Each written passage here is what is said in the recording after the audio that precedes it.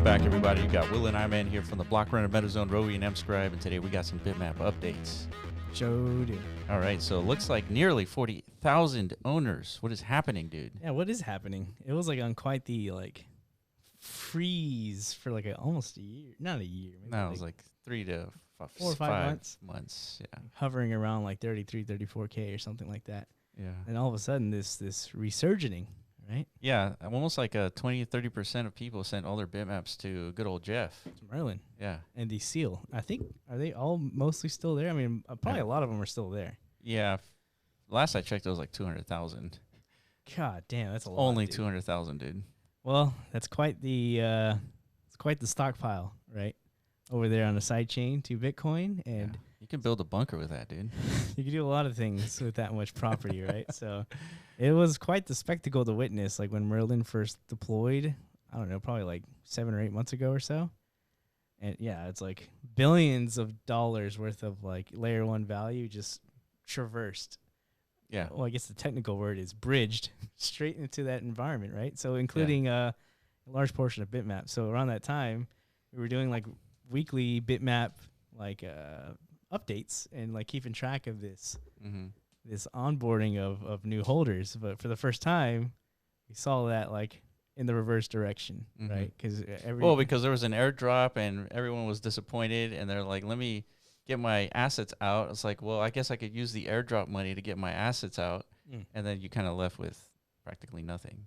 Right. Yeah. Well, so yeah, it was a large holder portion got condensed into like one address essentially. Correct. Yeah. But now it seems like there's new holders entering the ecosystem, right? So that could be for a lot of reasons, right? Yeah. So could be a lot of reasons. Could be that there's been some development in the Bitmap ecosystem.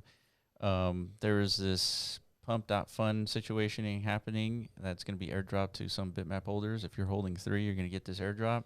Yeah, I think is that an OPNet thing or a Fractal Bitcoin thing? I don't know, but it's Okay. I think it's on Fractal. I think it's on Fractal as well. So yeah, you get an airdrop in that ecosystem. It's up to you whether you want to interact and extract that asset. So yeah, it might be that, and it's also like, during these times whenever the markets are at its lowest point, sentiment is like its most negative stages. Sure. People are out there kind of like, solidifying their conviction thesis around like, which of these assets within the ordinal space actually have some sort of like long-term value and implication. Feels like Bitmaps is right up there as far as like a qualifying candidate, right? Because of all the different potential vectors of like what can result from it, right? Whether it's this whole, so somebody came up with a neat graphic that we showed last week where it's like the primitives of like a potential route towards a non-chain internet. Obviously, these are going to be vehicles for block dropping here in the near future. And, of course, metaverse proliferation overall, right, which is part of the original thesis of Bitmap, right? So, correct. So, yeah, I mean, it's happening, dude. The ecosystem's expanding. So what? You're new to this Bitmap thing, right? So what should you expect? Like, I just acquired my Bitmap for the first time. People are actually asking that question in our Discord. It's like, I'm not surprised. I got a Bitmap. It's like, well, what's next? Now what, guys? I heard you guys did this whole blockout thing like a year ago or so, right? I missed that, unfortunately. I was too busy making millions on Solana. Yeah. As they all do, right? Yeah, for sure. Everyone on Solana has a Lambo by now. Right. Yeah. So it's like, but I hear you Bitcoiners are tinkering, right? I want to partake. So what is like the elevator pitch as far as like, I now have a Bitmap. Like, what should you expect as a Bitmap owner? Well, the real question is, what do they expect? Like, what do they think they're getting with a Bitmap? Like, what is their expectation? Well, I feel like the most obvious, like, surface interpretable, like, representation of this, like, ownership of this asset is I've acquired some metaverse land. Yes, right? Exactly. Just because of the familiarity of, like, what it looks like, right? It looks like it's like a map. Yeah. We've seen these in Web3's past, right? Where it's like, typically you're purchasing segments of a map, right? But in this case, Bitmap distributed like entire districts non-arbitrarily, right? Yeah. So I agree. That's what I would expect them to expect. Is I have a Bitmap. I should be able to jump in, right, and like interact with like some environment, whether it's 2D or 3D. Yeah. So it's like, okay, so guide me in the direction of like, how do I actually do that? Right. Yeah. So I totally agree. Yeah. So so now that we're at 40K and people are starting to ask, what do you do with these bitmaps? Now it's like, who is doing what with bitmaps as far as technology, right? So we have a couple of candidates, Inscribe.space, we have bSpectre, we have Bitmap Valley. And there are others. So this has been several developers tinkering and building over the last pretty much a year of trying to provide and fulfill that expectation to some degree, right?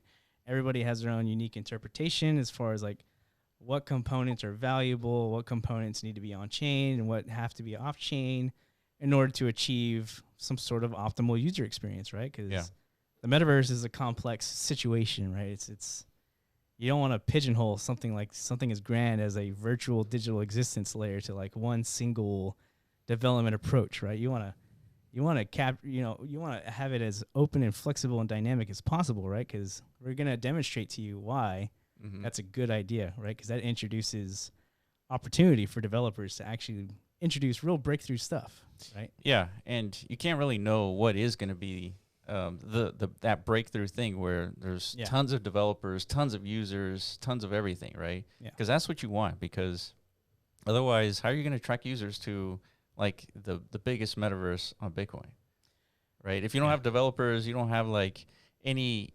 interactivity within that environment, like how are you going to do that? Correct. Right. So Nicola here asks a pretty pertinent. A very important question here. We all should be asking ourselves, is Bitmap headed in the right direction, right? Yeah. I think everyone needs to be asking themselves that. If you're in the Bitmap ecosystem, just ask yourself that. And, you tell us whether Bitmap is heading in the right direction. But it comes down to your core expectations again. Like, to even like get to a sensible answer to the question is like direction towards what? Like, what are you actually trying to achieve? Yeah. So let's try to answer is like, what is the right direction? Like, what can we objectively come to the same conclusion as the right direction? Does there need to be like that much like a singular direction, right? Isn't like right? Yeah, it's not a singular direction, but what is like the general right direction? So the general right direction would be something like market cap going up.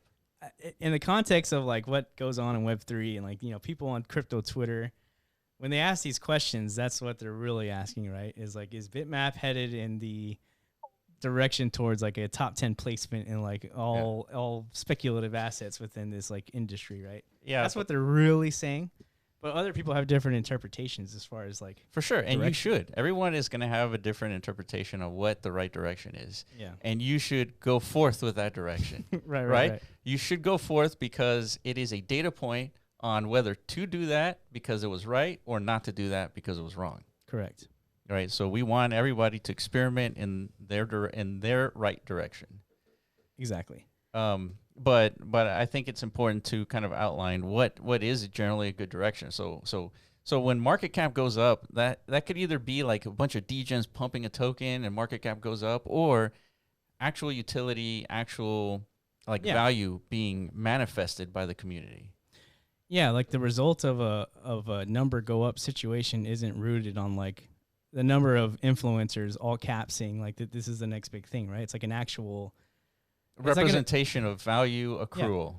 It's like an Ethereum moment, right? Ethereum had actual organic growth as an ecosystem because it did something that was critically needed in this space, right? It introduced a framework of how to develop decentralized apps, right? Something that we're still struggling with on this Bitcoin ecosystem right today, right? That core foundation, they introduced that, and as a result, an actual explosion of activity attracted a huge amount of new developers who wanted to be a part of that. Right. Like that's what we should be seeking as like a metaverse ecosystem as well. Totally agree.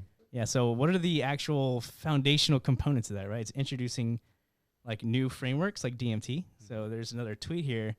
People are asking like, NFTs kind of suck now.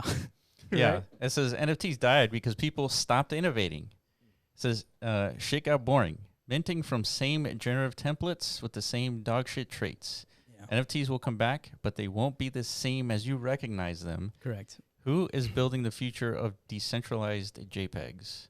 So this is our sentiment. It's like there's no way we're just gonna run it again, and then people are just gonna pile in on the same JPEG nonsense that we saw in 2021. Yeah, it's not gonna happen, right? And so you need to introduce new vector of speculation, of interest, developer angle. Like that's what's needed, and that's what DMT is. Yeah, Ordinals introduced like some new element of that, right? It's NFTs, but on Bitcoin, right? Which is actually not technically new. There have been NFTs on Bitcoin, like all the way back as far as like 2013, 2014 days and such. And but what's even new? Satoshi like theorized NFTs way back in like 2010, right? So, but what's new from the Ordinals perspective is market adoption and traction. Yeah. That's what's new. Correct. The timing was right. The narrative was right. The model of execution was unique and original, right? And we identified that as part of like DMT, actually. Like, you know, Casey's attempt of assigning sats this new attributable value to that. Yeah, it's just like it's a new signature where you can add arbitrary data to it.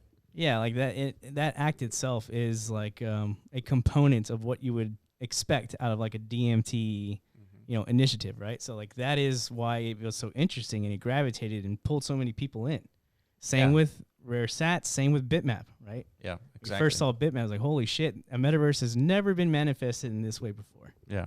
Right? It's where it's like rooted in on-chain data. So the framework to build out and construct the actual content and the application and just proliferate what the actual substance of the metaverse should be as closely aligned to that same mechanism, right? Which is totally the whole premise of DMT. So that's one thing that's different about this. So if you're a new Bitmap user, expect that because it has been in development for a long time now, about 7 or 8 months. And we're pretty close to like getting the actual like connection between these two. Yeah, we're potentially days away actually.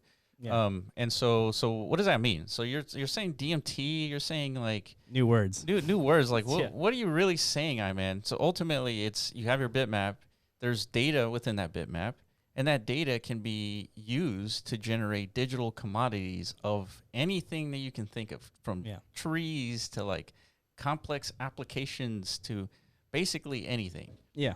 Absolutely. And it could be block dropped to that bitmap, and then the parcel owners or the bitmap owner can inscribe that block drop, whether it's today or 100 years from now, right? It is part of the protocol that the fact that you can inscribe these assets as children inscriptions. Absolutely.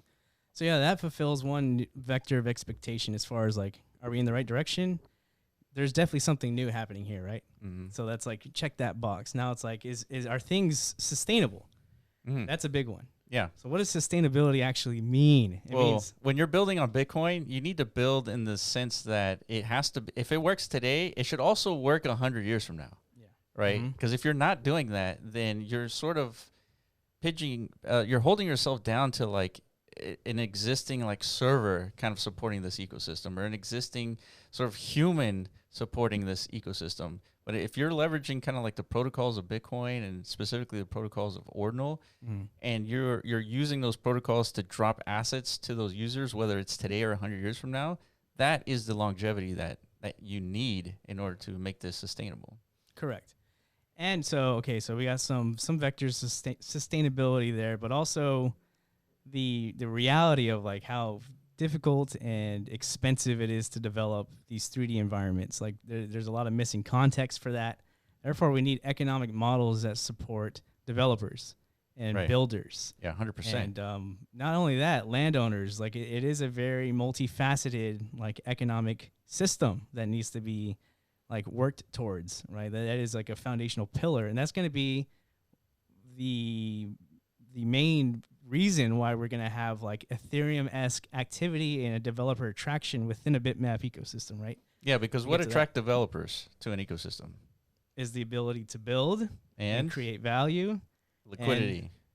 Create value out of like new mechanisms, right? The programmable money thing, right? 100%. Yeah. And using that to create new different functions that create even new avenues of value, whether it's applied to a game or a metaverse or a DeFi application, whatever, right? Yeah. These are all new potential possibilities. So let's kind of expand that mindset into the metaverse side of things. So there was a recent discussion happening on Ordinal Revolution. Shout out to you guys with Jeff. If you guys don't know who Jeff is, he was the BRC 420 guy. Merlin, big contributor to Bitmap early on, right? So he's kind of like bringing in some interesting concepts that we might know something about. Yeah, yeah. So let's play this. It's only 60 seconds here. What do you mean, like exactly? So for example, like, bitmap.game is like this world of bitmaps. Will there be kind of dApps that are, is that your plan to create like this market of dApps that work directly within the bitmap.game worlds? Yeah, it's going to be like permissionless. So for example, if you build like a gamble dApps, right, to gamble everything, for example, you have smart contracts, so it's on chain, it's already deployed. And you can do a 3D object, something like a wheel, something like a slot machine, and you can upload that 3D assets to Bitmap.game, and you can implement the smart contract you already have to that object. And then you can sell that kind of stuff, in the platform permissionlessly. So for example, you say if you want to have this slot machine, you have to spend 1,000 Merl or 1,000 Bitmap tokens, and when users buy that, they can have that in their home. And the other users come to his home, can do that kind of slot machines, and there will be like a rebate. So if you have a land, if you have a object, something like that, or a DEX in your land, and other users use this paying fees, to the smart contract, for like merging swap, you pay like 0.3 or 1% fees, and these fees will be split by the DEX and also the land owners. So you are more willing to have more users to come to your home to play stuff you own, this kind of stuff.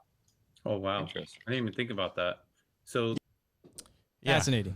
Yeah. So ultimately what he's talking about is this concept we came up with 4 years ago called Metaverse Enabled Tokenized Applications. And it is exactly that. It is creating an application that you deploy on your land. And then if this particular application generates some revenue, well, the landowner gets a cut. The owner of the application gets a cut because you own the land. I purchased this application and I want to collaborate with you, deploy that asset on your land. Yeah. And then take advantage of this developer bandwidth, this game bandwidth, where if people come interacting on your land, we benefit, right? Correct. Yeah. And so this is the complexity requirements. I said requirements for the metaverse to actually work. Is that you need to take advantage of this ecosystem that's sort of inherently built into the specific the bitmap. Yeah, which has several different implications as far as like technology frameworks. Right now, it's about like, okay, who's actually building the right components to enable this, right? So Jeff has his own layer that has EVM capabilities, right? Correct, so it makes sense that he's going into this application purpose for the metaverse, like direction, right? That is his direction, and there was proof, and we've proven it ourselves that this is the right way to go, right? So let's demonstrate something that has actually been built in the past. Yeah, so this is just an example of like what Jeff is talking about. This 3D model, you interact with it, and it's part of an application. And when you interact, you are interacting with a smart contract. And then if you have to pay for something with this, which you do in this device, case, that payment gets split with the landowner, the meta owner, and whoever else is involved in that ecosystem.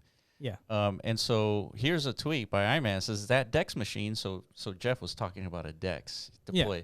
So that DEX machine. So that someone created a DEX and made it deployable in Decentraland through our platform. And this is in 2022. So this is like 2 years ago when this happened. But this is like an example of what that DEX machine does, right? You click on that 3D model. You use it as you would use Uniswap. And then in that transaction gets split with the parties involved. Yeah, this one in particular, I think, was connected to 1inch, So they built their own custom front end interface. But yeah, this is exactly what Jeff is describing, dude. And this to us has always been the main, this is what we describe as the application layer, right? This is what the metaverse needs. People ask us all the time, like, when is this bitmap thing or the metaverse? When is it actually going to work? Make sense? Onboard developers, onboard potentially millions of users. Well, the answer is this stuff. Yes. Because we know from firsthand experience, if you don't have a metaverse platform that can't support developers creating and this stuff in mass and experimenting, right, you're never going to reach a result where you have a killer app moment for your metaverse ecosystem. It's just not going to happen. Yeah, I totally agree. And guess who's doing the first metaverse deployable app on Bitmap using UNAT system? Who's doing that? Foxyverse, dude. I'm just kidding. Yeah, Foxy with their Bitminer, dude. So Yeah. we've been talking about Bitminer.